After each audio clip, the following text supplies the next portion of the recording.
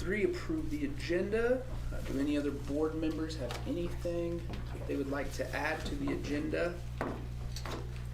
I do. Let me make sure I'm saying this correctly. On the, I don't know, contracts, work agreements, administrative renewals, can we, I don't want to name any specific names, but could we pull that out of the consent agenda to discuss in an executive session? Add an executive session for that? You mean resignations, No, I mean contracts? Contracts or work agreements? administrative renewals. That's actually during the action items. So Okay, that's sorry. Number 9. Number 9, can we add an executive session for that so we can discuss? in Yes. executive? Is that possible? Unless you want to just, I guess we need the board we have a approval, but we have a personnel executive session before that. can we just do that? Is that possible to add it in there? Sure. Okay, Yeah. that'll work then. We don't need to add anything We'll to just the agenda. we'll just make sure we have enough time Okay. for that. Sounds good. Thank you. No changes needed. Okay. I make a motion to approve, well, unless there's further. Yeah, anything else? We're good? I'll make a motion to approve the agenda as presented. Okay, Jessica first, Ken second. All in favor? 7-0. All right, citizens open forum. I know I have one here. Oh, You don't have one? Okay. I wouldn't look, I didn't Yep, know. yeah, Mark brought it right up here Oh, to okay. us. Sorry. All right, well, so Mark, come on up. My name is Mark Horst, if you don't remember. Just wanted to say thanks for your time last month in consideration to give us a chance to try out a pilot program at the Yoder building. And just wanted to present a donation to the district that should hopefully more than offset the cost of that. So that's all I have. I don't know who I'd give it to. The cash on that. So I appreciate it. That's all I have. And I just want you to know, he's got another commitment that he has to be at. That's why we asked him to come a little early, but Sure. it'll be on the agenda later. Sure. Thank you. Thanks, Mark. Thank Thanks, you. Mark. Appreciate it. Okay, all right, recognitions and presentations, we don't have any tonight. And so we will move on to our consent agenda. And we'll start with financial report and warrants. Danelle? Our ending cash for the month of January was $5,878,645.59. Expenditures for the month, $1,284,235.62. Payroll, $403,612.13. Transfers, $391,000. Warrants, $489,623.49. We had 3 checks that were over 10,000. First Dakota Indemnity, $34,526 work comp. Kagan Professional Development, $10,428 in service. City of Haven, $14,985.49 utilities. All right, thank you, Danelle. All right, principal and director reports, they are in your drive. It's titled Principal and Director Reports. Did any board members, anybody have anything in regards to those? No, I need to back up Okay. on the financial. Got a question for you. Oh, yeah, sorry.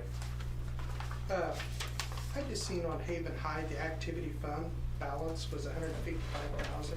I'm just curious, where's all that money coming from, or what's it being used for? I will have to ask. I don't do those. I don't do the Okay. treasurer report. I can speak to that. Okay. I don't know the numbers off the top of my head. I can tell you that there are numerous sub-accounts within that. Okay. FFA being one of them, because of the farm that they have. Okay. I'm gonna go out on a limb. I don't know, like I said, I don't know the numbers off the top of my head. I get a monthly report. I'm gonna say FFA is 50 to 60 some thousand of that. Each of the athletics have their own in there. So girls basketball, boys basketball, wrestling, football. So all these, any fundraisers that they do go into that account as well. All the gates that we receive So tickets from basketball games, football games, volleyball games, all that goes into there as well. That typically runs anywhere between 10 and 20,000. We pay officials out of that account as well, which is a substantial expense. So there's numerous accounts in that account for 150,000. Vocal Music does a lot of fundraising. They run all of our concession stand during the basketball season. He probably has double-digit dollar amount in there as well. So it adds up pretty quick when you consider how many sub-accounts are in there. Okay. So I just also, I mean, it just caught my attention this Yeah. time that, I thought, wow, wondered what that was, so They approved it. that's, answers my question. okay. Perfect. Yeah. Yeah, they are required to give the district a report at the end of the year on expenses and income, things like that. It actually goes into the district's budget as an activity budget line item, Okay. but some of it, they even have money in CDs and things like that, so it's, a lot of fundraising happens there. All right, any other questions about financial stuff? All right. So again, the principal and director reports are in your drive. Any questions, comments related to any of that? All right. No reports from anyone on that regard, and so pass it on over to Mr. Weedle for our superintendent report. Later on, we'll be talking about our HVAC upgrades, and as you know, that relates to our federal ESSER funds. And so we have now bid the first phase of that, and you'll see that when we get into capital improvement projects, but I want to give you a little heads up that we've now bid the components, the units for that. And so that's going to be, I think our low bid's $215,000 for several units. It's a great way for those products and those really the air quality in our buildings through federal ESSER funds. So you guys kind of approved our intentions for ESSER 3 requests. Kara's been working on that. I can tell you, State Department of Education, probably because of the federal government, that's become a very complex and ever-changing process to even request that money and get approved for it. So we're still confident in what we're asking for, but the detail they're asking us to provide now has gone up and up and up. So Kara's, I'll give her credit, she's sticking with it. But I was at the State Board of Education meeting here. Cherie and I went up there and they did a report and saying how schools were struggling requests. And it kind of got my ire up a little bit because I wanted to share the challenges that we have as school districts. So I took that liberty with our State Board of Education representative. I might just highlight that is we have 2 current employees that we're going to go ahead and recognize tomorrow night. Mostly we're not quite sure when they'll quit, but one of them is 48 years and one of them is 53 years.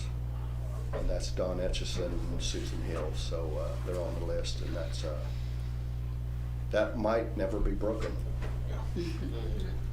So we're very proud to recognize those, and some of them are bringing families. We'll have a neat event over between ball games tomorrow night. I wish you could all be there, but you've got something important to do as well. Housing update. I don't know how many of you keep track of the Haven City Council and Haven Economic Development. If you remember, there's a proposal where part of our land back here would be sold to the city. That dollar amount's $50,000. We have a contract that allows that to happen. In the meantime, Economic Development had filed for a moderate income housing grant and didn't get the grant. And so that was a bit of a downer. A lot of that grant money would have gone to new homeowners and new residents that would have been building homes back there. I believe it's going back to the city council, I think this month sometime, to see whether they want to go ahead and proceed with the housing development, at least the initial phases of it, even without the grants. Some of you guys that are new, there's another term you might want to make yourself familiar with. It's called Rural Housing Incentive District. And that's something that I would say this board, the previous board that before January had kind of approved, which really takes the tax, potential taxes from new homeowners, and it takes it away from the school district, the city, and the county, and that money goes to creating the infrastructure for the housing development. So how many years that will be is yet to be determined, but we'll see what happens here in the next few weeks with from the city's end. But I believe there's a chance we'll go ahead and go forward with that, and so we would probably go ahead and see a contract that we would ask you to approve that would sell that land for housing, and then the process would go ahead and begin. The question that always comes to mind is, how soon is this going to happen, and when are we going to see something take place? I don't have the answer to that. This has been going on for, well, a few years now. A good way to put it, Jessica? Been going on a few years. At least. So, And, oh, go ahead. Go ahead. Oh, I was gonna say, on the Rural Housing Incentive District, that's money we are not getting already. That's money we are not already getting until those people build houses, and then we will realize it later. Yeah. New homes would get built, and we wouldn't get that tax base for quite a few years until everything got paid for. Lastly, and this was a topic that I really just wanted to bring up, it's really just been an administrative conversation, and obviously it relates to several things, but one of the concepts we've been looking at is should we give consideration to moving 6th grade from Haven Grade School to Haven Middle School? And probably one of the questions we asked ourselves is why or why not? And I would just give you the answers that we've come up with. Really, ultimately, it's about relieving some pressure at Haven Grade School. As many of you are aware, Haven Grade School has got our biggest number of kids. It's a load on the principal there, and it's a load on the counselor there. And space is starting to get to be a problem. And so that was one of the ideas that we've come up with is the idea of, this came up several years ago, I even forget how many it was, but should we consider relocating 6th grade to the middle school? And then obviously there's lots of ramifications, and administratively we have a meeting. There's other people that have to get involved with this. We haven't involved them yet. I really wanted to bring it here. And one, it'll be out in public now, and so I'm curious to see what we hear about it. But there would certainly be some reasons why. Obviously, there's probably going to be some people come up with some reasons why not. And I would say probably if I had to guess what one of those would mean is you're taking 6th graders from being the oldest kids in one building to now the youngest kids in the other. And I think there may be some concern about that. I know one of the things we've talked about is if we moved them up there, could we keep them somewhat self-contained? I think that would kind of be the approach, is to try to keep them somewhat self-contained. Later on in the agenda, and I'm going to just say how this relates, later on the agenda we're going to ask for an additional half language arts teacher. And you may have remembered me, and I forget how long ago it was, that there's consideration for the potential of adding a staff member at Haven Grade School as well. That's kind of on hold right now because some of these other questions have got to get answered first. Certainly, what are we going to do with 6th grade? So just wanted to open it up and say, do you have questions or do you have any comments you'd like to make on that topic? throwing things in the air. If we're needing space, I think there's a building just west of here that's pretty empty. What would happen if we do it that way? If you want to self-contain them? Put them over in a building that, I mean, you throw another 40-some students over there, that would make that one run a little more efficient.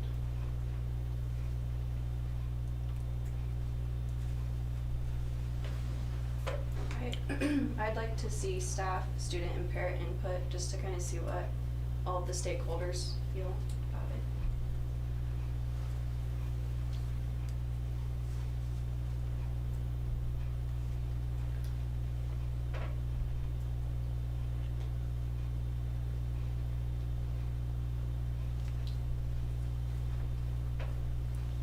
I'd like to see more details, just Yeah, practically speaking, what does it look like to fit in there? Especially knowing that our 5th grade, going into 6th grade would probably need to be split 3 ways instead of 2, based on our class sizes. Certainly creates probably some challenges. Yeah, Laurel and I have had this conversation, started a few months ago, is if we add a staff member, how do we create another classroom? Yeah. And I think there's a way to do that. That would potentially, I know the last time we talked, it was moving the art room or the special ed room down there. And so I'm talking about the north end of the kind of the main hall there. But I think in the end we'd have to try to get another classroom. Then even how do you just support it, like next to Yoder, the middle school's the lowest utilization of teachers from a student to teacher ratio. Is there an opportunity to free up a teacher, or those are all details I don't know how to chew on. I don't know what the right answers are, but and then even the littler details of how do we handle interventions and things like that, probably not the same as it is in the grade school. Those are some of the conversations we had administratively, but we will certainly know that we're going to have to get some counselors involved with the details of what the day would look like and things like that.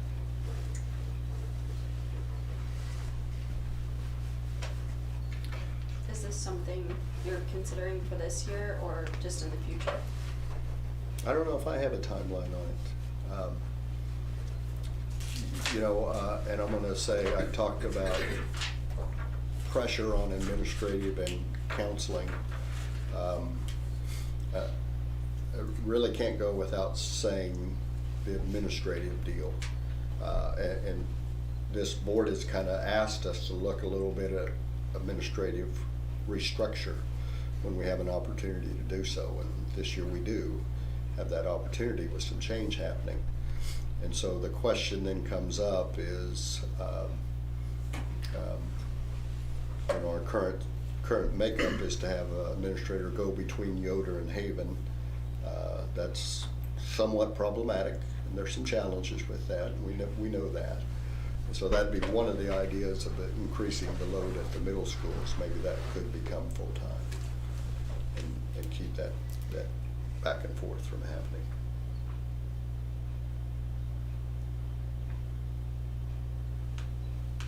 So the move would, we would be just considering them middle schoolers, but they would just be kind of, we would try to keep them contained as they kind of transition. Is that the idea? Yeah, like I said, we had a meeting the other day, and obviously when you think about, currently there's 4 core subject areas, and they switch between teachers right now. So one teacher does the math, well, maybe the other one does language arts, and that would continue on that way. But it would just be 6th graders in the room during that time. Yeah. And then you go to, there's a current situation with PE and music where they switch. So they both have PE and music during a given hour. That's really when our core teachers have their planning time, which is a requirement, so we got to think about those things. So, we think that could go ahead and continue.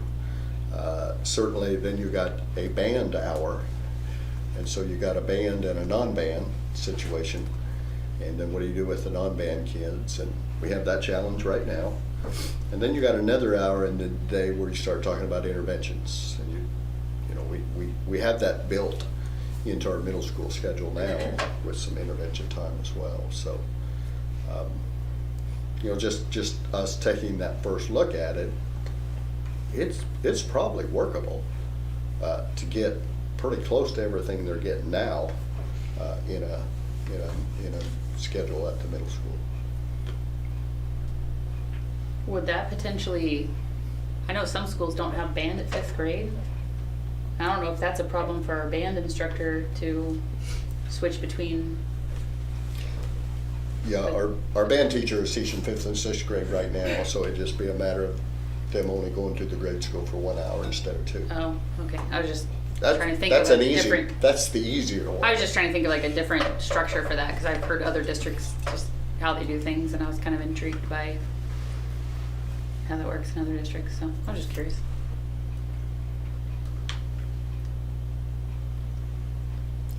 Sounds like you've given us some other things to look into. You know, time. You asked the question when. I think that's a great question, because if we were going to consider doing it for next year, you probably get into needing to make a decision fairly soon.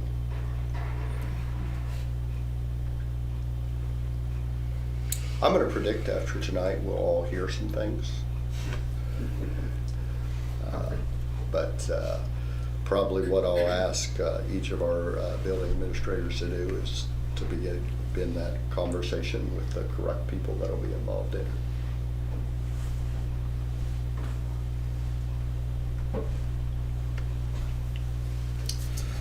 That's all I have for my report. Okay. All right, anything else before we move on? All good?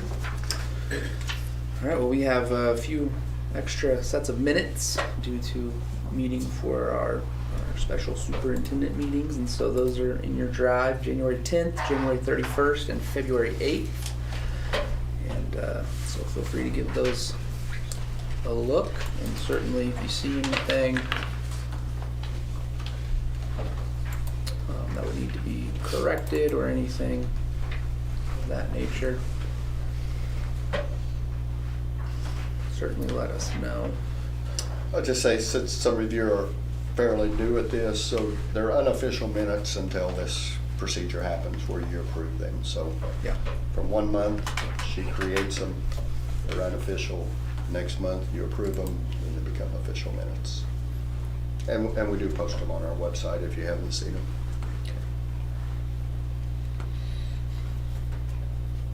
All right. Everybody okay? I'll make a motion to approve all 3 minutes as presented. Let's just Oh. do the whole consent agenda. Oh, sorry, I With it, don't yeah. know what I'm doing. Oh. All right. So yeah, we'll go ahead and make a motion to approve our consent. You Do it? Mike, you got resignation? Oh, sorry, resignations. We do have one resignation, Just correct? the one resignation? Okay. Yes, so that is in your drive as well. That's our assistant track coach, Frizzell. Yeah. Sorry. No, yeah. Now the consent Yeah. agenda is Now, completed. make a motion to approve our consent agenda. I'll make a motion to approve the Okay. consent agenda. All right, we have a first, Jessica. Ken, a second. All in favor? 7-0. All right, moving on to action discussion items. First thing on our agenda is our district calendar for 2022-23. So some of you might be wondering the procedure we follow with creating a calendar. And it may not make that much difference to some of you, but it does make a difference to several of our staff members that are very interested in it. So we start that process with our DLT, our district leadership team, made up of representatives from each building. And so what typically happens is I try to create an option that's pretty much like the previous year. And then we bring them together and say, what would you like, option 2 or 3? we're either looking for 2 or 3 options. And so this year, by that process, we came up with option 1 and option 2, which are in your drive. And then we asked them to take it back and have votes shared throughout their building. And so really, if you want to know the difference, kind of the main difference, I would say relates to Thanksgiving break. And so option 1 has our traditional 3-day Thanksgiving break. Option 2 had a full week Thanksgiving break. And when you go to a full week, that means school starts a day earlier.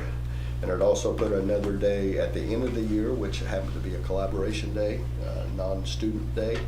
But really, that was kind of the big difference between option 1 and option 2. As I tell the staff, the board has final decision, but I do share how the staff voted. And there was 30 votes for option 1 and 21 for option 2. So interest in both of them, but option 1 was the majority choice. And that leaves Thanksgiving break as 3 days.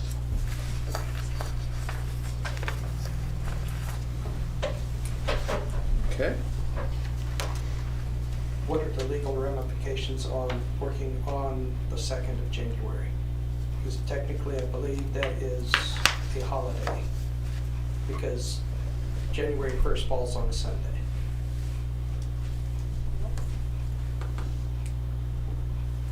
I mean, are they okay? Because I noticed that in both of them, they have in-service. That we're gonna get in trouble if we, I was wondering if we did that this year. I think it was the No. 3rd on Monday. Yeah, because this first year. was on Saturday.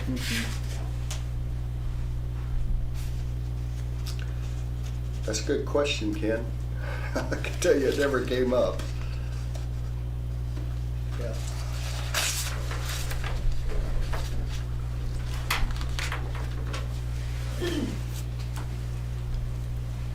Can we approve option Yeah. 1 contingent upon determining the Legality Legality. of being at work on January 2nd. I don't know, I mean, Spoken like a business owner.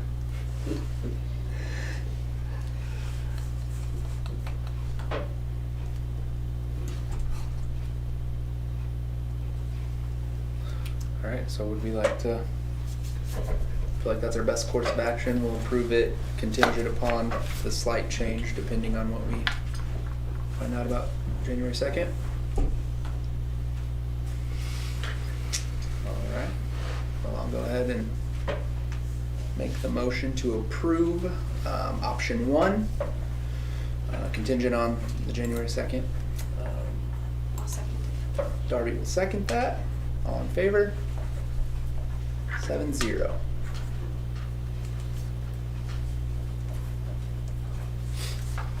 All right.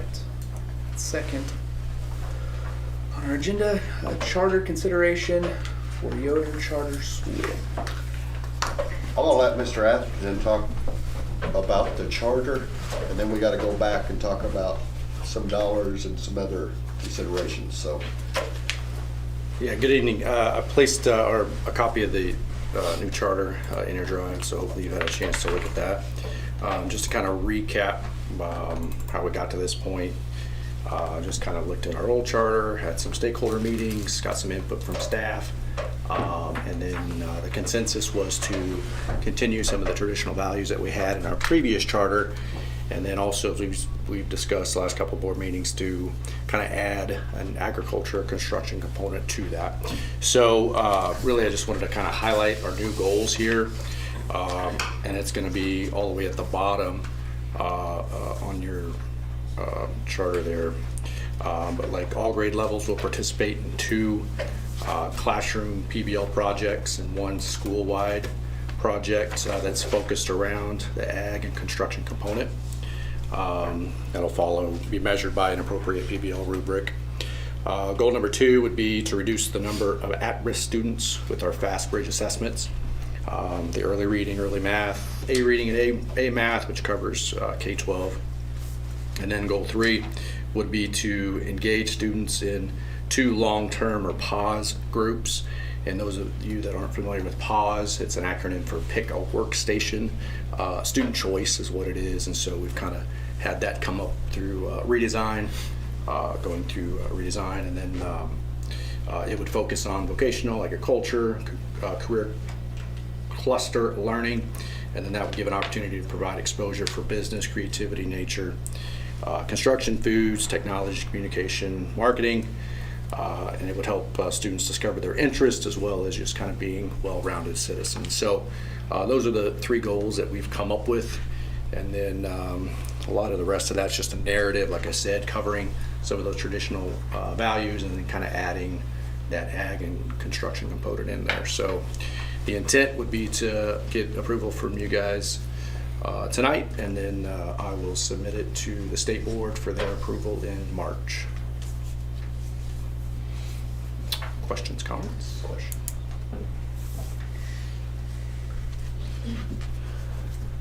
I might just add to it, and I'm not sharing anything that's a secret.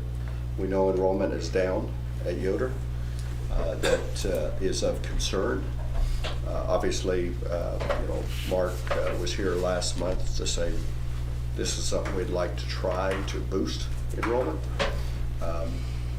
I placed in the drive something I'd sent to you maybe a week or 2 ago, but just considerations for Yoder Charter School. Obviously, it starts off talking about enrollment, and at the bottom of that, and we told you we were going to do this, but Shannon had done a little survey with our families, our current families out there. So if you look at the bottom of that, it looks like our numbers are going to be about the same next year as they are this year. Certainly if you go by surveys, and surveys are always potentially can change in time. So that was one of the questions that had came up, is what's going to look like.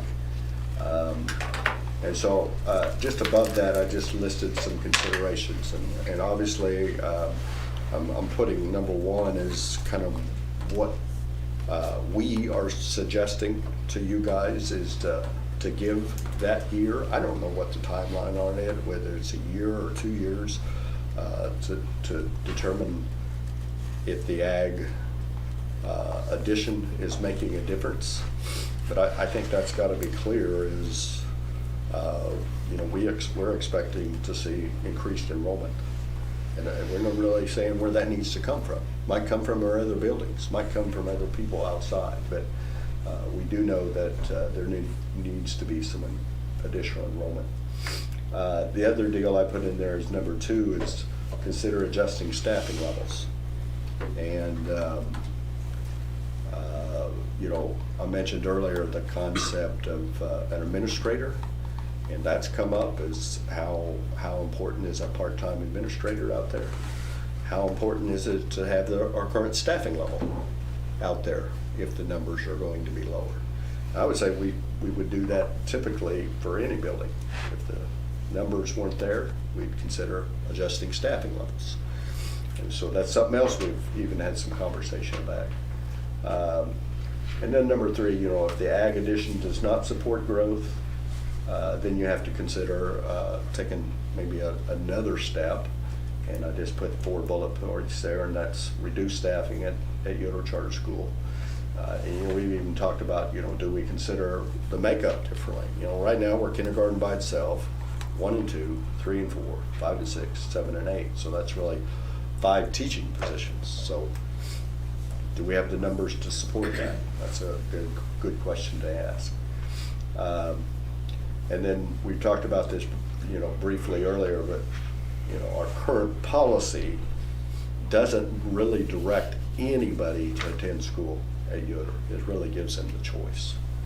So maybe that that's a time to give some consideration to a policy change. And then even throughout the idea of a different grade level makeup. So really one of my ideas, somebody else shared that with me, is right now we're K-8 out there, but could we be K-6 or could we be K-4? So the idea is to make the building more efficient. And then last is the one that nobody really wants to talk about, but you have to at some point in time, is how long can you keep the building open? So, as I said earlier, that's not what we're prepared to talk about tonight. We were looking at the first one of giving the ag charter a chance to see what it would do. I'm open to hear your questions or thoughts.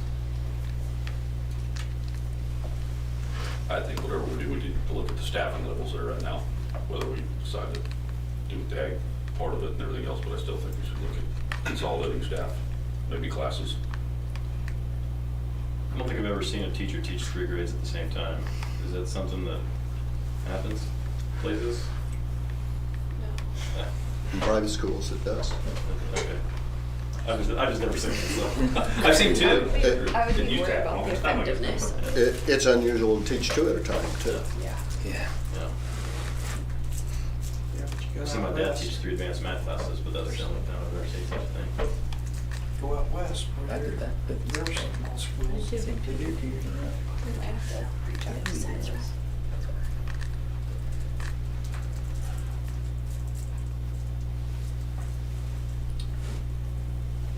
I think we already talked, maybe I mentioned this one other time, but there's no implications of approving the charter with option number 4 there, were there? Yeah, really, the charter approval has no ramifications on anything else that we might do. So to put it in extreme terms, we can approve the charter tonight, close the building tomorrow. I hate to say it that way, but that's as extreme as you could get, probably. So then is the point of the charter just to kind of have a document in front of the community that says this is where our focus is? Is that kind of about the only thing you get Yeah, out of it? I'll let you answer that first, and then I'll give There an used to be answer. some funding associated with it or something. There used to be, That's- yeah, and now there's only about, I want to say 10 schools in the state that are charter schools that go through this process. It's really to, I hate to say it, appease the community, and so to give them something that, like I said, in here, we've got something stated that there's not going to be homework assigned unless it doesn't get done in class, and then it would go home. And so, again, that goes on with our community because a few of our kids will go home and do chores. And so we try to make this fit towards our community, keeping those traditional values, things like that. So, yeah, you hit the nail on the head. I'd almost call it marketing. Yeah. I mean, it makes it a special school. And some people believe in that, I can promise you. Out there, some people do. And I've had calls in the past, parents will call up and say, so what does that mean? Tell me about your charter. I mean, just by that name, that they'll inquire about it just for that. And certainly talking to Mark, I mean, that's one thing he's jumped all over. I want to help him market it. We got to get out there and say we've got something different. I think we gotta give it a chance, whether it be a year, 2 years, or whatever, but if you got somebody willing to pony up, let's go get them, give them a chance. Yeah. I'd say 2 years before I'd look at it, but that's just me. Which they're only donating money for this year, to finish this year, is that correct? Well, I would say this, and by the way, the dollar amount's $10,000. And when I talk to KSB and say, how does a donation work? A donation is to the school board. And so, with your blessing, we would use it towards that building. But how long it lasted would be determined by what all we did. So one of the ideas is to hire a coordinator, a part-time person, that would come help make decisions of what the farm, the ag-related concepts would be, and what would we add, and what would we change, and what would we do differently. So that would be part of the money, and then I assume part of the money would be for whatever that ended up being. Is it a pen for some pigs? Is it, I don't know. I'm just, the ideas are all over the place, so we don't know what that's gonna be until there's a process in place to determine what it could be and can't be.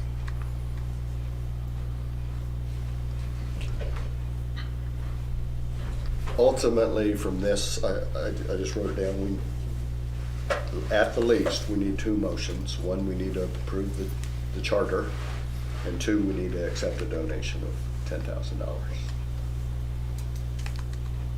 And that would be just to accept it as a board to use how we see fit. Most of the time, KSB will say, don't put strings on it. But I would say, like I used the term with your blessing, we would use it along these lines. I'm with Paul that I don't think we should throw the school out quite right away, because I think there's things that we can probably do, work with it. I know that my son has benefited greatly from it, from the school there. I'm doing some little different things than normally, but I definitely feel like I think he'll be prepared to go into high school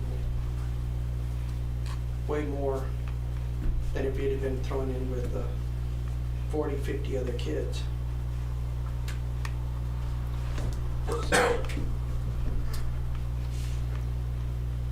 So we talked a little bit, it sounded like maybe this month we were gonna come back with a plan for what was gonna happen this spring semester in regards to the pilot. Do we know more about that, or is that I didn't get ahead of myself? Well, I think step number 1 is if this all gets approved tonight, we post an opening for a term I'd use, a farm to school coordinator. And we would try to fast track that to get somebody hired in a couple of weeks. And then we would let the process happen. And so that means that person would come in and start having collaboration with our staff and maybe even with community members to see what kind of support we could get to start the process. So it would be piloting.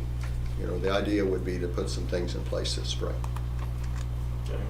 Yeah, I'm visiting with Blueston. They've got an ag coordinator, so one that kind of runs this component of theirs.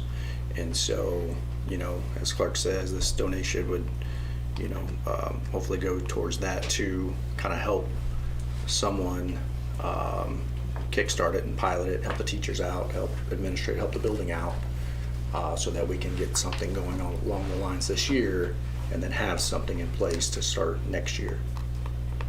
But it could be lesson planning, it could be marketing, you know, stakeholder relations and seeing how we can potentially get other donations or get stakeholder involvement.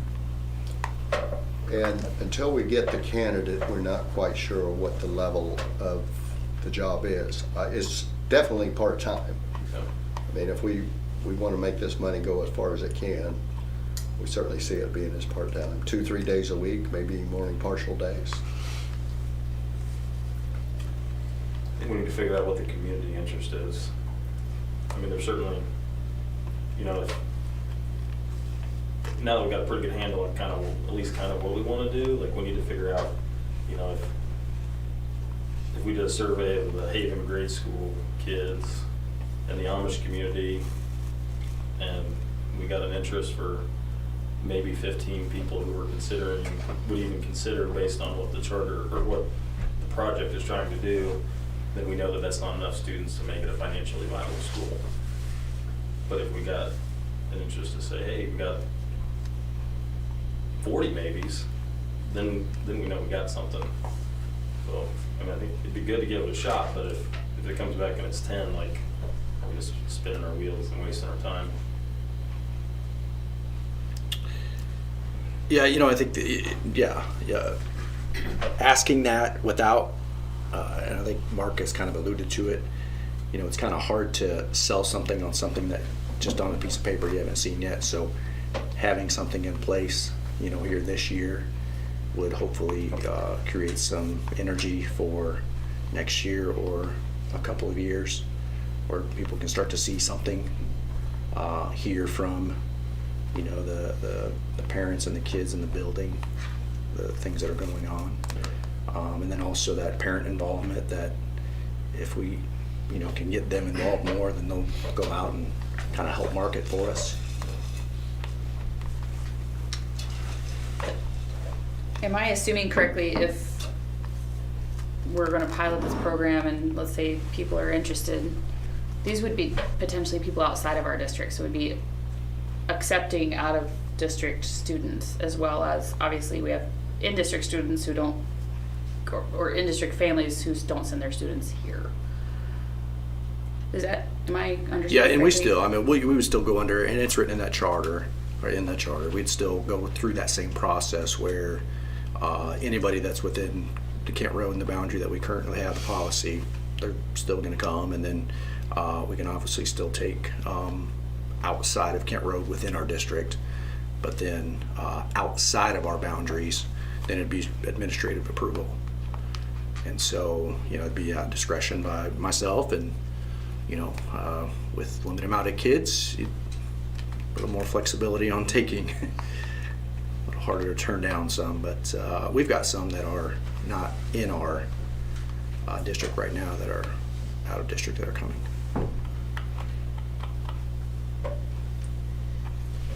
I would say we should always be thorough with our out-of-district request. I tell these guys, do your homework. Yeah. Oh, okay. Is there a point that we can talk about some of the bulletin, like reducing staff or changing the makeup, even if we do choose to pilot this? Yeah, I think we would, that would be a board approval, you know, if we were gonna reduce staff or increase staff, like one later in the meeting, that would come here.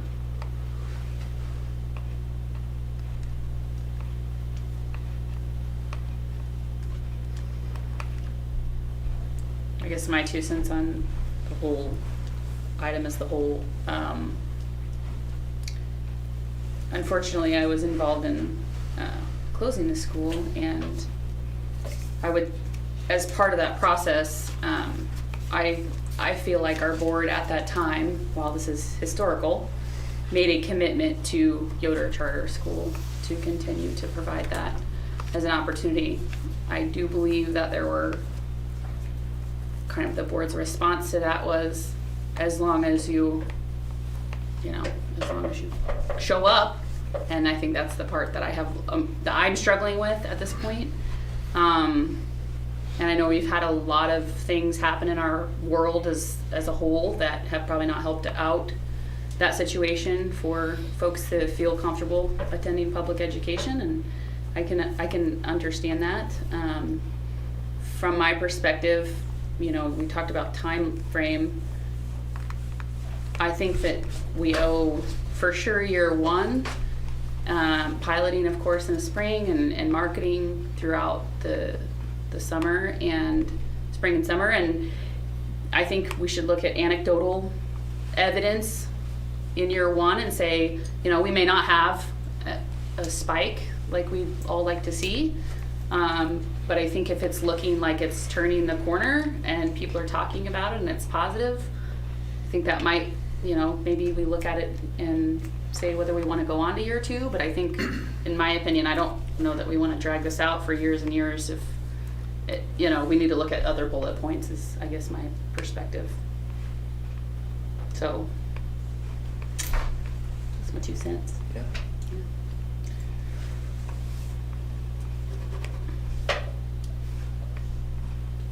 We're gonna have to be creative even in year one. I mean, just from a financial perspective. I mean, right now we're spending 2.5 times the amount of Yoder students as we are 8th grade school students. At costs that are 20% higher than when we close Partridge. So, I think there's maybe some things that we could do, but we can't keep exactly the way that we are now to be able to run this trial. We lost a lot of students when we closed Partridge. That was 4 years ago.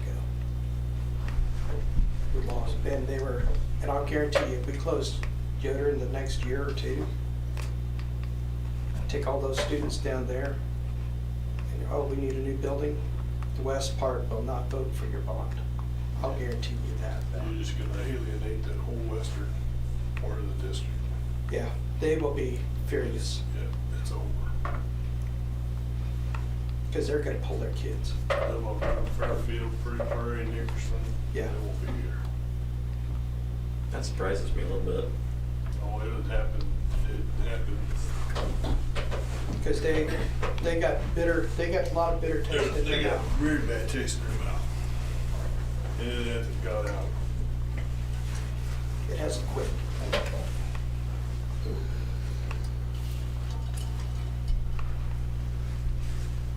Well, I think, you know, as Daniel said, something has to be done, which I'm glad we're trying something. And then there is balancing, you know, the emotional side of things as well. And so, you know, I kind of think as you balance those two things that, you know, we put ourselves in a position where, like we were saying, data will make it a little more clear.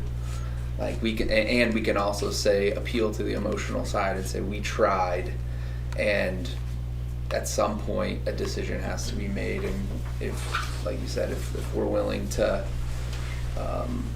balance those two things as we go forward in the next at least year, spring and year, I think hopefully we could soften that blow if it came to we're out of options. But again, that's just my 2 cents based on what I'm hearing. All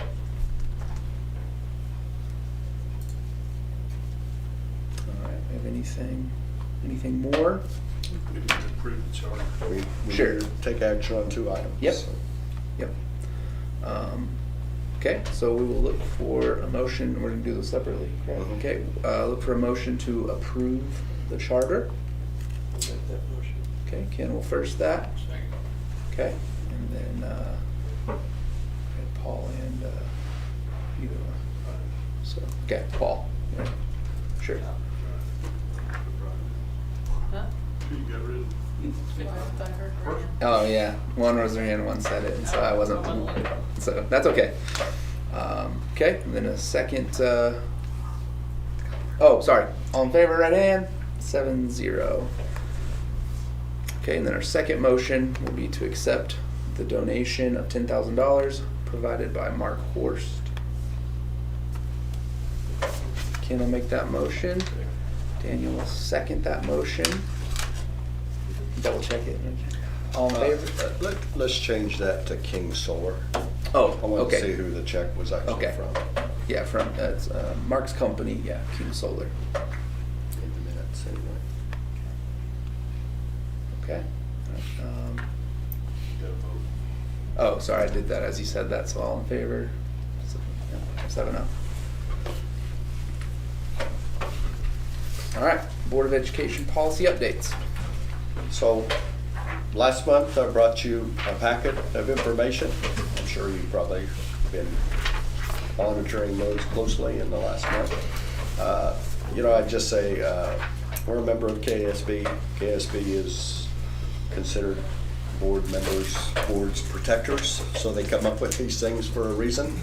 So, I didn't plan to go back through them tonight unless you had any questions, but they were, I didn't think they were too complex, but any questions about the board policy proposed last month? That's typically a 1 month reading and another month approval, so that's kind of how we've done that in the past. It's not a requirement, it's just I think they kind of recommended to do it that way. So if you hear something or you have further questions, stop talking. Anything? All right, accept. Okay. Second. Okay. Paul makes the motion. Ryan seconds it. Okay. All in favor? Right hand. 7-0. Okay. And now we will go into executive session for negotiations. And so is this where we're going to need to extend that time? Is that correct? Or is that later? It'd be personnel. Okay, so that'll be for the personnel. Okay. All right. Are we doing 2 separate executive sessions? That's correct. Okay. Need to be separate. 2 different reasons, so Okay. need to be separate. All right, I'll read this motion. I move the board recess to executive session to discuss issues related to the teacher's contract under the exception of employee-employer negotiations under KOMA. The open meeting shall resume at, usually 7:10. Yeah, that'd be Okay, fine. at 7:10. I'll include the board and Clark Weedle. second on that? Second. Jessica will second that. All in favor, right hand, 7-0.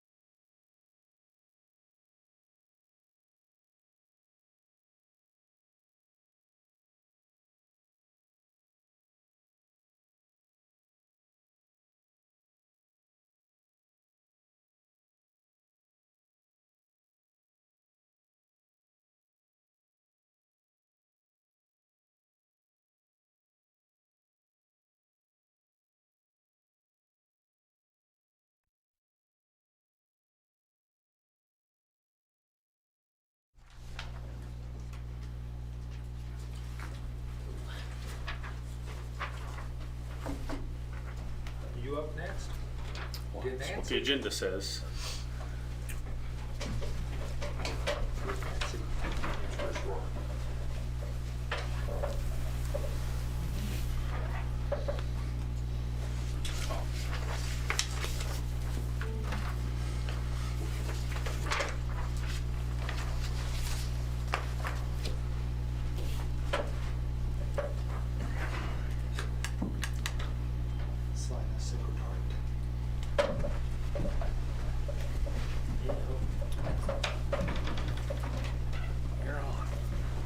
Okay.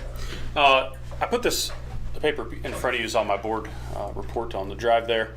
I'll point your attention to the bottom where it says 1, 2, 3. The high school is looking at changing, not lessening or increasing, but changing the classes required to graduate from Haven High School. There's numerous reasons for this listed in that short paragraph there. Number one, we would like to drop speech as a requirement and replace it with computer applications. When we go out and talk to businesses, when we go out and talk to economic teams and things like that, computer applications, in other words, Microsoft Word, Microsoft Excel, all those things are becoming more and more of a requirement for for people to have in the workforce. We currently offer that as an elective, but we'd like to make it a requirement for all high school students. And it would be a free floating class. In other words, students could take it at any point, freshman through senior year. If you want to go down the computer pathways and those types of things, you would take it as a freshman because you're going to need that as a prerequisite. So that's one thing we would like to do. Speech, dropping speech, we'll still offer college speech, so we'll still have that. But by dropping it, we feel that we're getting enough of that in our classrooms. As a matter of fact, as I was reflecting on this the other day, all of our social studies people are doing it.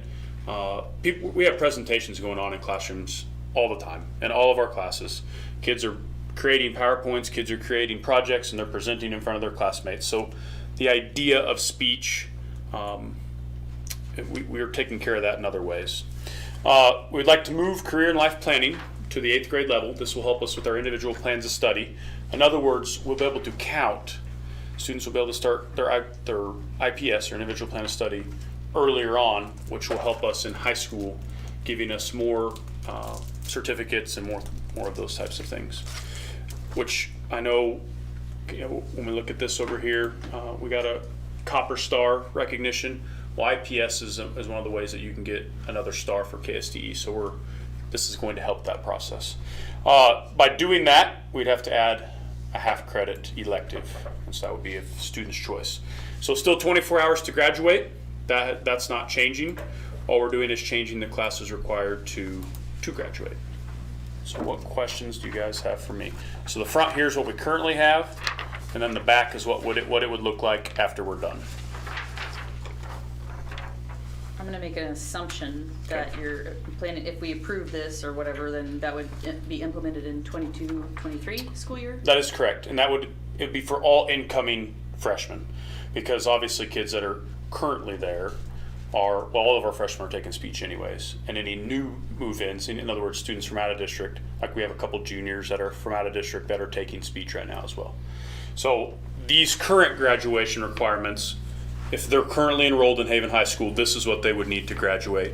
All incoming students would be getting this right here. So personal question, personally motivated question here is, what would happen to students in the 8th grade now that wouldn't have taken career and life planning? Would that still be an elective, or would there be ways for them to get that kind of? I'd have to double check on that with Mrs. Cooprider if we're going to offer any more sections of that. I think we still may have to offer some. Probably have to offer Yeah. at least once. Yeah, we'll probably have to offer it at least once. Either that or back it up one more Yeah. grade and start it with the 7th graders going into 8th grade. Yeah. It's a good question. I will definitely check that with Mrs. Cooprider. Typically, you would just see this in our handbook changes that we bring you in June. Can't wait for that because they want to do. We gotta start pre-enrollment, yeah. Sure. And honestly, just full transparency here, I don't really care if you don't. I mean, Well, I think it would be a good idea. And the students coming in, the 8th graders Right. coming in, it would no longer be a requirement. So it's not like they have to have Right. it, but yes, that may be something we would consider offering. So. Okay. Oh, said, I'm not dead set on it, I just was curious. Yeah. It's a good question. I will definitely bring that to the team, so. Any other questions, concerns? All right, thank you for your consideration.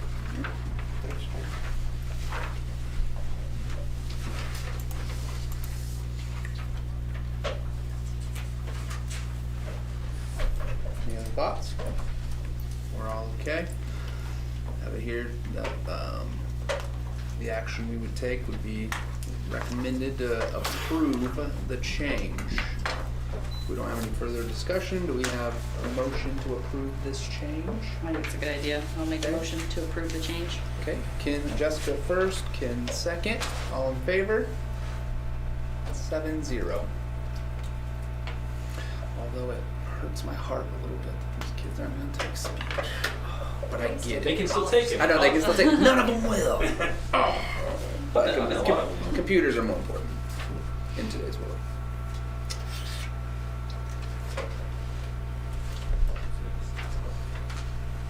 All right.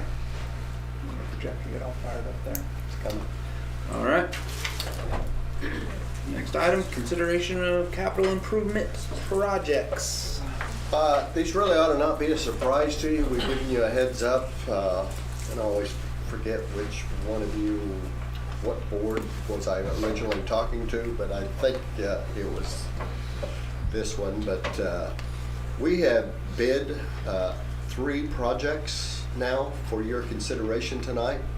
Obviously, what I'm showing you is kind of our master list, what we've done in the past, what we think might need to be done in the future. As you can see, we're in 21-22 there. I don't know, just randomly pick blue and red for the colors there. But electrical upgrade for stadium softball fields, and you've heard me talk about that.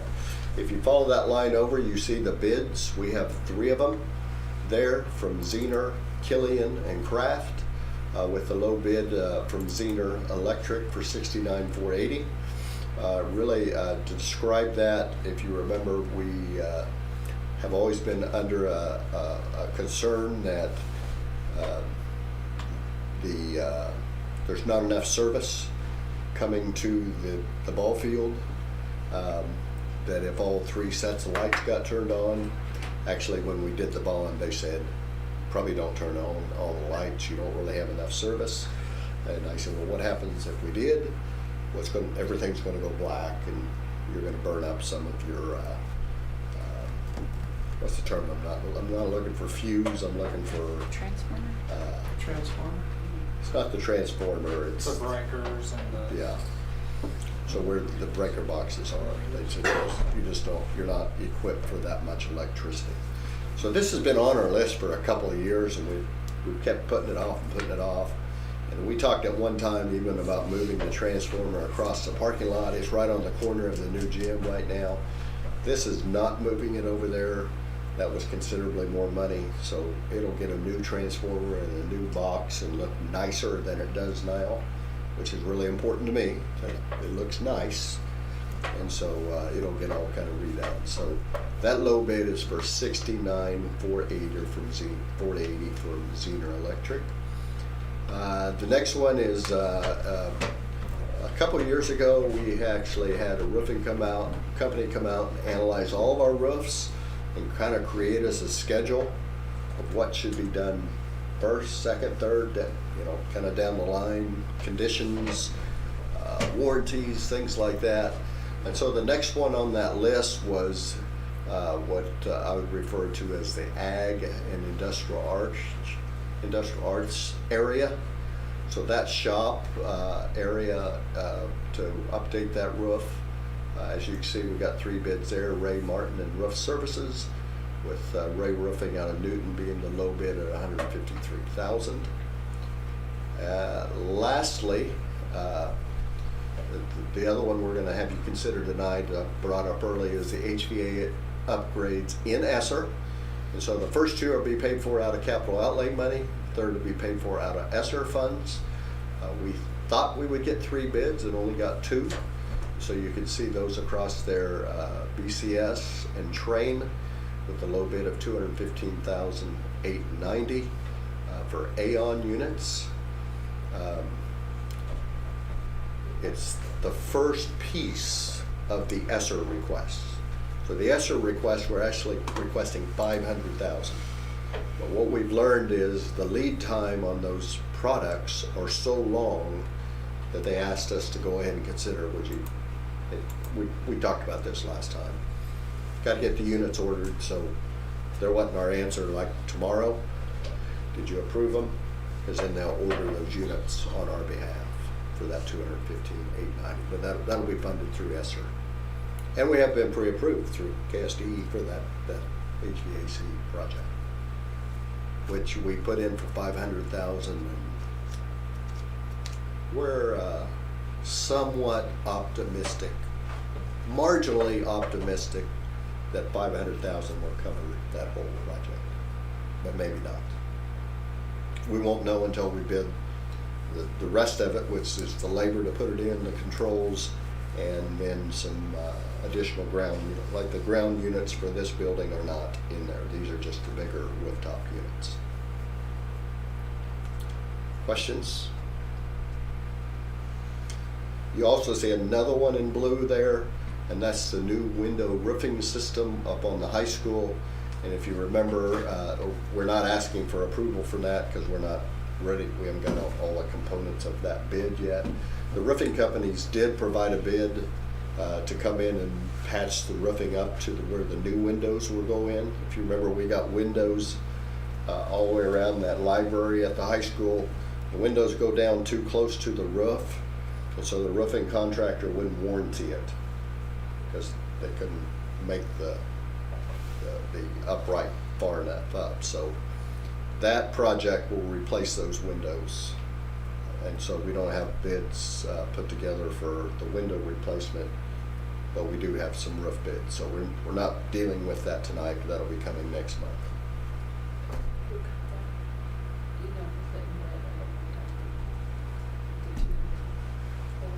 BCS.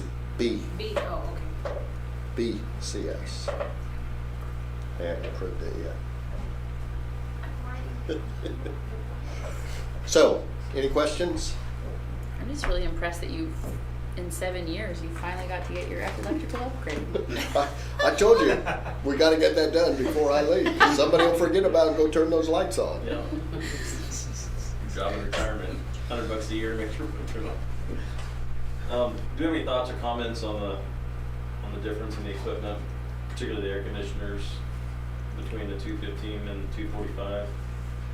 Well, Chris I'll let you go answer. I think you're going to say the same thing I am. Well, the other unit that didn't come up there is Daikin units, and they have not put in bids for a lot of companies because they don't think they can get stuff made. Okay. So they're just not even bidding. I was telling Clark Train will win this bid because the Aeons are the better units, which is BCS bid, but I think they're really trying to get controls, so they have made a really competitive bid. So I think the BCS bid is the better bid and the better unit by far. Okay. So I was kind of surprised it was lower. It's good to hear. Yeah, we didn't expect those bids to come in that way.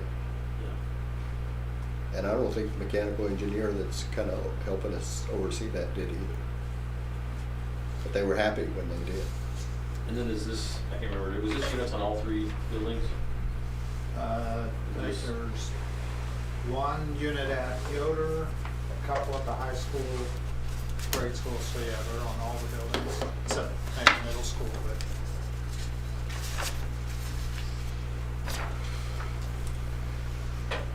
So what they originally came up with was the units at the Haven District Office, which, like I said, they're not in this.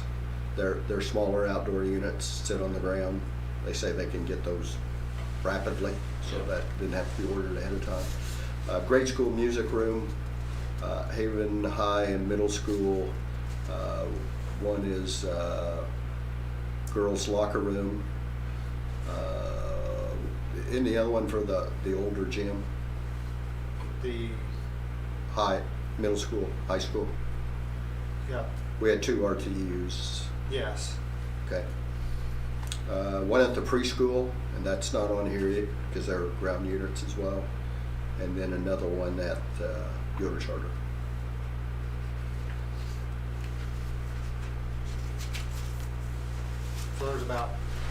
So here, there's 2 units that haven't been bid yet because they're ground units. There's 3 at the preschool and probably 4 at Yoder for classrooms that we're still looking at, that we'll get bids on, but they're all kind of like residential, almost like what you see in your house, and they get those.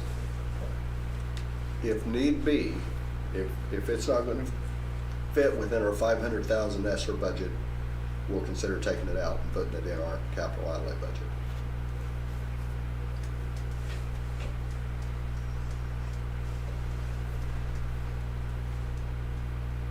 So we would like your approval to accept the low bid for those 3 products, 3 projects. We just do those all together on one? I do them separately, please. Okay. Just cleaner. All right. Any other comments, or are we ready? Should we consider holding off on Yoder? You don't think so? We've already upgraded the front of the thing. And at Williams, we spent much money on it last year. We did. Okay. All right, so looking for a motion to approve the upgrades to the stadium electrical project. Okay. Ken? I'll give Clark that. Second. Jessica's our second. All in favor? 7-0. All right, look for a motion for the upgrades to the roof of the high school shop area. Motion to approve the shop. Okay, roof. first, Daniel second. All in favor? 7-0. Then now make sure when you put that in there that you put who the low bidder is. That's why I was asking. Which one are you talking about? The next one? Is that the next one? It's only 1 unit at this time, so. Because those are only the rooftop units, those aren't the ground units. Right. But there is a rooftop There's unit. Yeah. One rooftop unit. Yeah, there is. Yep. Okay. Okay. It's the unit that does the gym. Okay. All right, and our third, looking for a motion to approve the HVAC unit. Ken? Oh, okay, and Paul. Ken first, Paul second. All in favor? 7-0. Okay.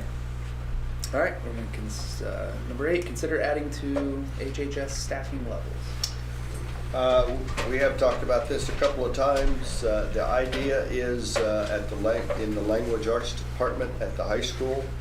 I would say, I use the term we're a declining school district, and everybody reminds me I can't use that term anymore. It means we went up this year. We're an inclining school district. But I would say this, our numbers at the high school are back up a little bit this year, which means, and I would say this has been this way for a couple of years. We currently have 2 staff members in language arts, where some of our other core subjects were like 2.5, or 2 point something, not quite 3, but more than 2. And so the question has come up several times is when can we get back language arts? And so I've kind of come to the conclusion to add in another half-time. We relieve some of that stress. And so the concept is we currently have a half-time language arts virtual teacher. And so the idea would be to combine those 2 and make that a full-time job. So our half-time virtual and half-time language arts would be combined to make a full-time, which increases it by a half a time, so, or a 0.5, which depends on the salary, but could be $20,000, $25,000.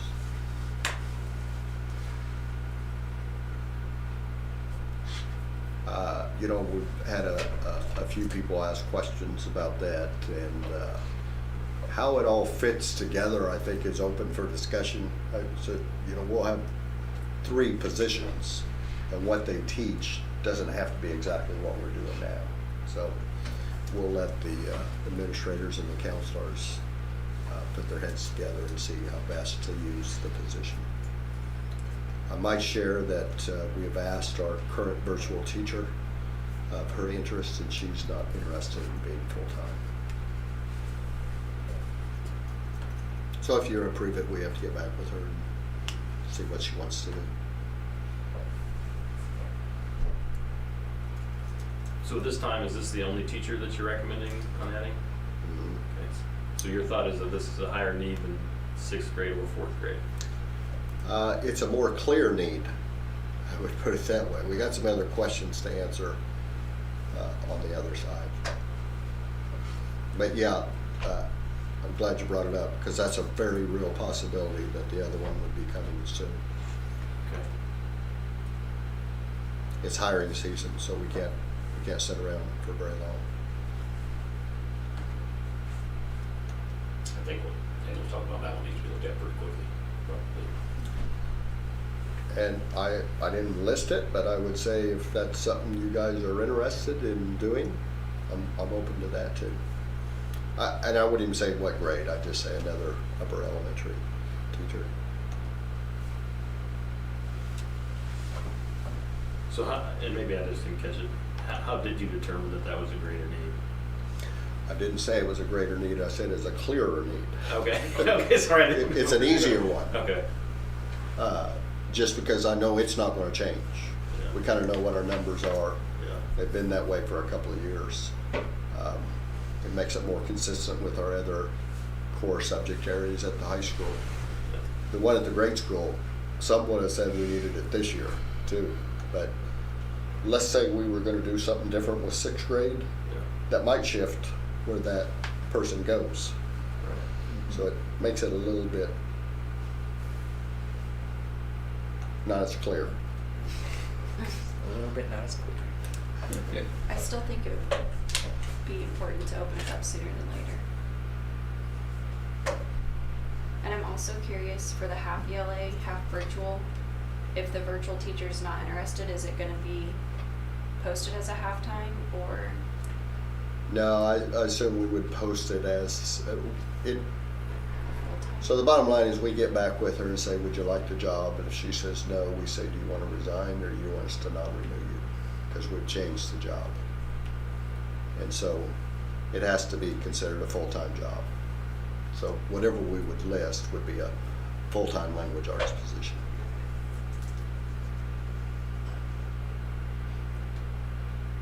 But yes, if you'd like to do them both, Laura would be excited about that. So can we add it? Okay, upper. Is that what we'd like to do? Yeah, I think we should.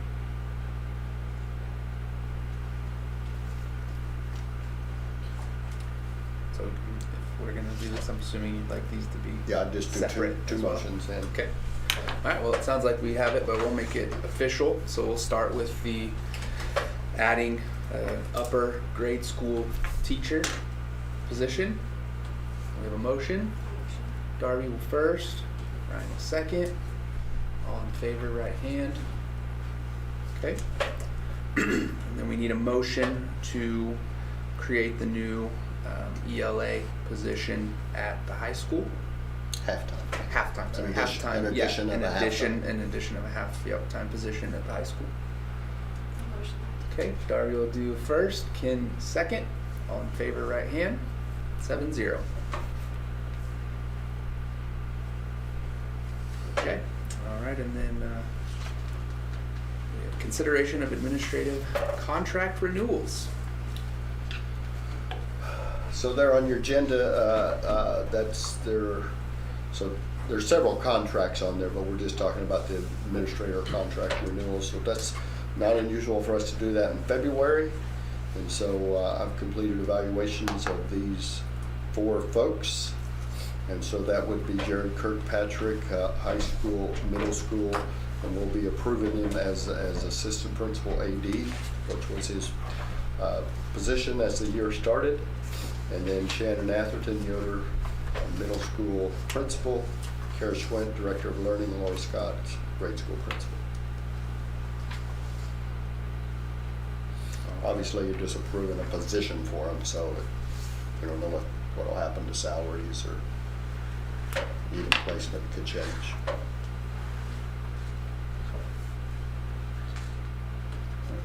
Any discussion there? We okay? All right, we're looking for a motion to approve the 4 administrative positions that were just mentioned. I move we approve those positions. Okay, Jessica first. I'll go ahead and be the second. And all in favor? 7-0. All right, and then March board meeting change. So last month, I brought up the potential idea of changing the March board meeting date. My plans have changed, so it doesn't really apply to me anymore.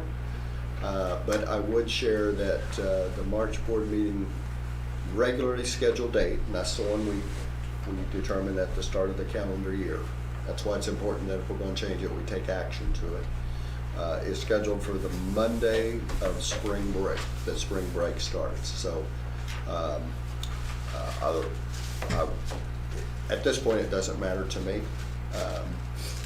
Staff will be out on vacation then, so I would tell the administrators and directors that they would not need to be there here on that night, which is fine. They can have a report to us the week before and see what's happening. So I would say at this point, it's up to you guys to decide if you want to change that date.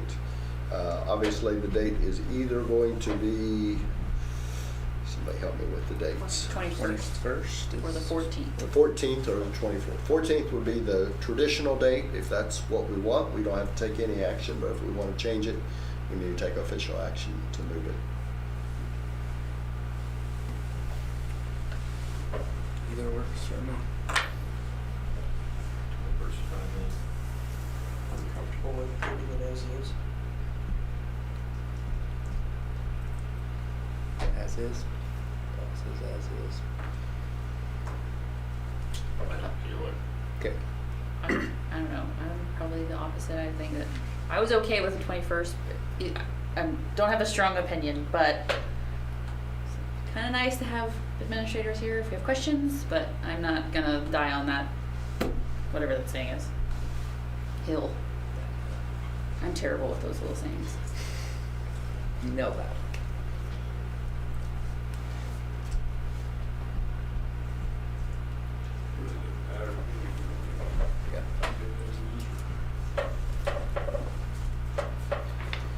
Chris, I would say if you don't have a motion in a second, you don't change it. Yeah, So absolutely. sometimes you just got to put it out there. Sure. Is there a motion in a second? And if there's not, Yeah. then you move on. Is there a motion and a second? All right, sounds like we will leave it as is.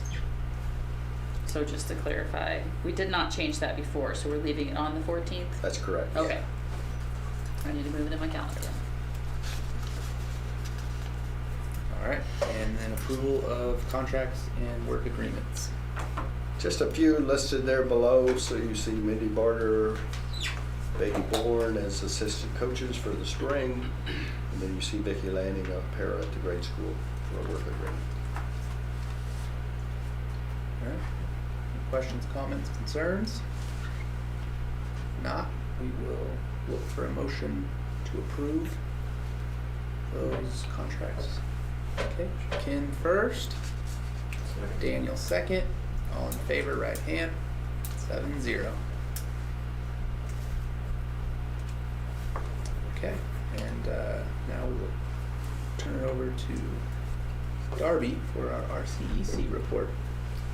I don't have a lot to share on, but we did have our auditor's report, which you guys got to experience a few months ago. And then we are starting a salary schedule study group, kind of similar to what Clark has shared with us, some of those details that we're going to be looking at that. So that's all.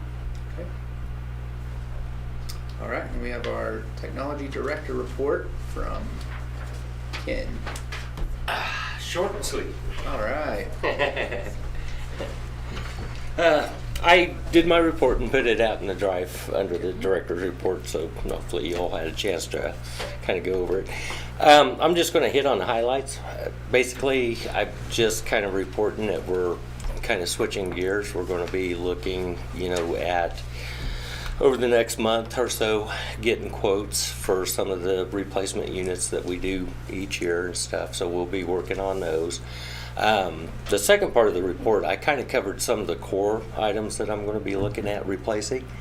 Most of all these items that I talked about in that, I already have. So there won't be any additional procurement in those.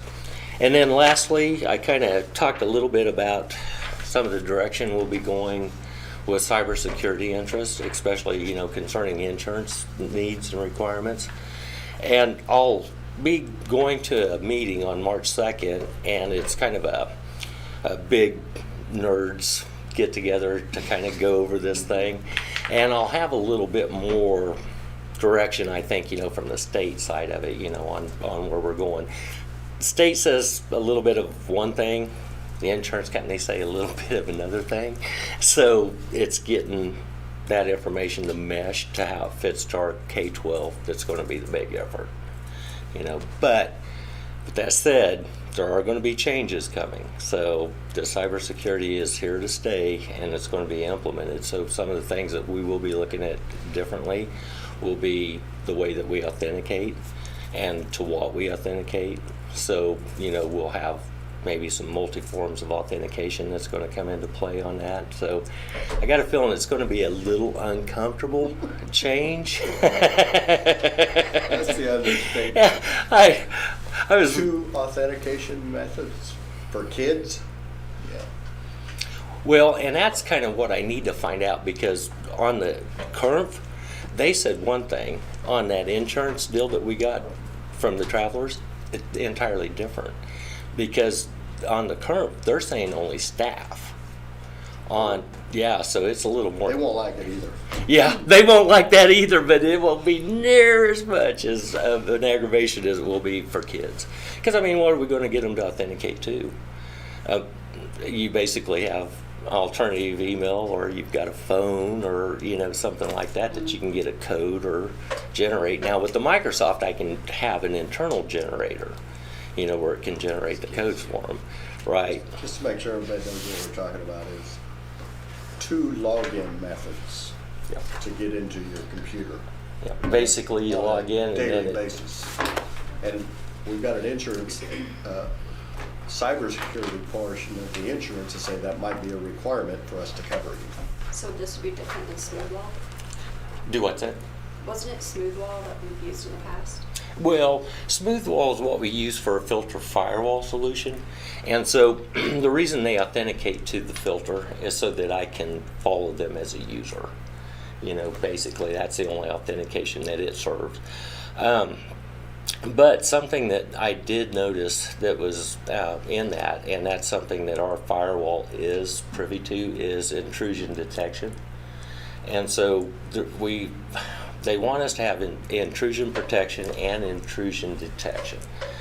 So I've got the protection side of it. The detection side of it would be at the firewall level, so that it would be all incoming and outgoing traffic that it's watching. So that's some of the things I'll probably be bringing to you guys in the very near future. Will be some quotes on like endpoint detection and recoveries, some policy changes, you know, that we may have to exact, you know, across the district. So, but I just wanted to kind of get you guys ready for that, because I'm probably going to be talking more. Sounds messy. So, is there any questions on anything that was in the report, or anything that I just kind of skimmed over? Good luck. Yeah, thank you.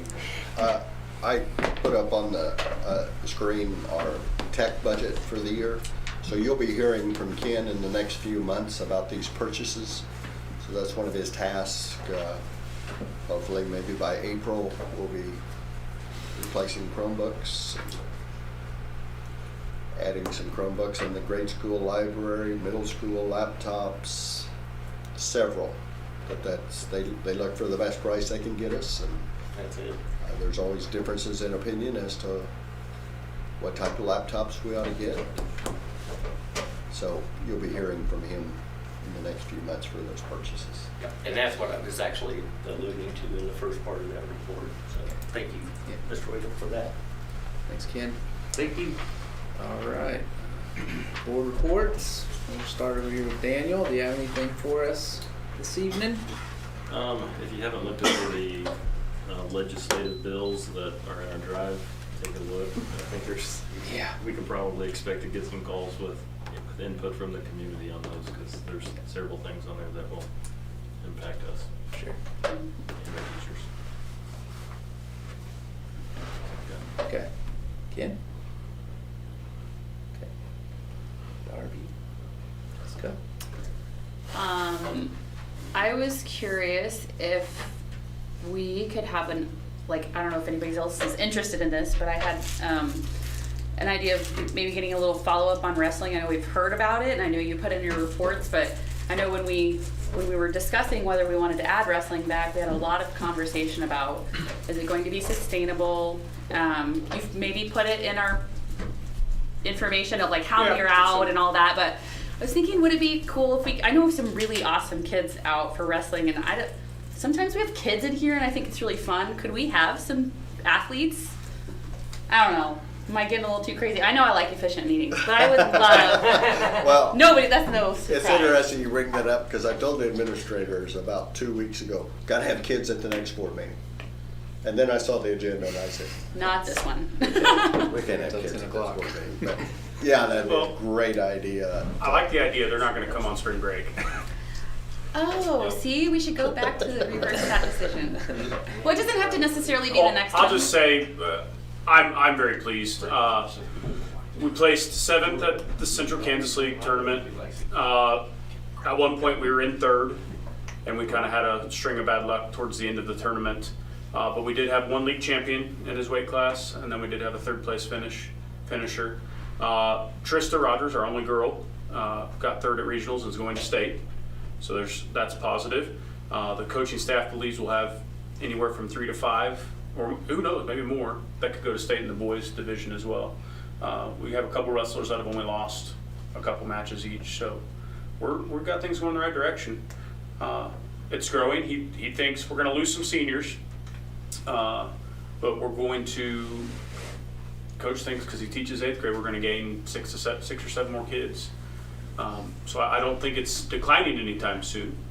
And if you having one girl go to state and potentially having some boys go into state, I think that draws a lot of attention to the program. And if we have any boys go to state, we'll do a big send-off, and they're wanting to do a pet bus, and so yeah, we're rolling, we're going in the right direction. Correct me if I'm wrong, we had more kids go out than your survey said would go out. I don't remember what the survey said, 17, 18? I think the survey was 14 or 15. It was in the teens. We ended up having 24 went out, and I think we're down to 18 or something like that. And that's the high school program. Yes, we've had some join late, we had some quit early, so it's fluctuated a little bit. We're 18, 19, 20 kids or something like that. And as we get postseason, that number dwindles because not all of them can. We got like 4 kids at the 220 weight class, so you can only take 1. Yeah. So that's kind of frustrating for those kids. Already working on next year's schedule. Scheduling wrestling's new to me, so we're rethinking kind of how we did it, because we had a very heavy schedule late. We've had a lot here in end of January and February, and Coach would like to have things more beginning of December, January, because then our kids are getting more experience earlier than later. So yeah, we're rolling. The kids are successful. There's a lot of hype with the program. So Very good. I will add to your comment, just at the last Friday night, one of the parents talked to me. I think his son is, I don't know if he's qualifying for state or what, but they're just pretty ecstatic. And evidently we rolled some heads out around, because they just said, this is not a first-year team. Yeah, I will say that we've gotten a lot of compliments. The Wildcat Classic, we had all these 7 different schools here. All those administrators had seen our team wrestle at some point. They're like, "Are you guys sure this is your first year? Because we're showing some success, and we haven't won a tournament to my knowledge that I can think of, but we've definitely placed in 20, 30 team tournaments. We've placed in the top 5. I think We went up to Junction City, and I believe they got 5th. And we're all 4 and 5 and 6A schools, so. And then the other thing I have real quick just is I heard there was a rumor that we have a foundation meeting schedule set, and I haven't heard that from in here. So is that true? The dinner auction. Dinner auction? Sorry, I didn't call it the right thing. April 30th? Yes, we have a dinner auction on April 30th. I just need to start thinking about my donation, Great. so. And the budget for that night.